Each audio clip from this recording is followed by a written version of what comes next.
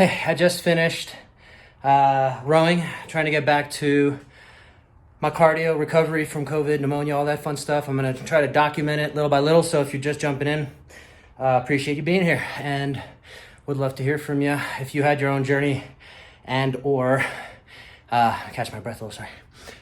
Yeah, if you have some ideas about different things I can do, always looking to crowdsource and this is how we all learn and grow. So working my way back in, I've been doing CrossFit like 3 times a week, just whatever the class workout is, constantly varied, high intensity, functional movements. It's been really nice getting back to that 3 times a week. And then we've been rock climbing also here in Colorado. One thing someone pointed out, I didn't mention in my last video, is we are at elevation. So the air's a bit thinner and theoretically I'm working a little harder than if I was back in California or even New York.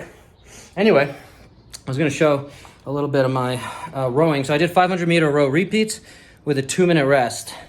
Kind of in my mind on the first one. I didn't do a ton of warm up.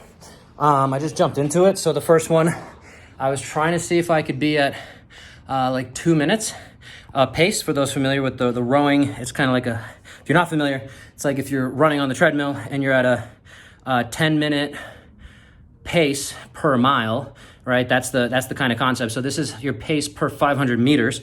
So if you've ever done a 2K row, if you're at a 2-minute pace, that would finish with an 8-minute time if you stay there the whole time.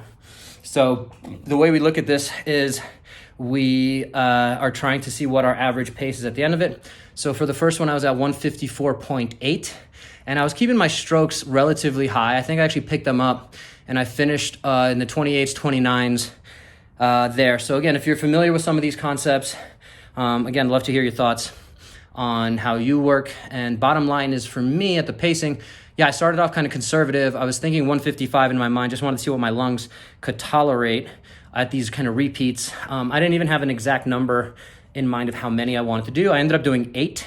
I kind of was ready to quit at 5 or 6 just because I was like, I'm good.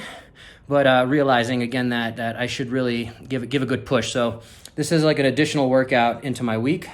And yeah, again, I'm pretty happy with these kind of, whatever we want to call them, baseline numbers. I'm going to take a look at the Whoop data also, see where my heart rate hit. I think it got up to 171, if not a little more.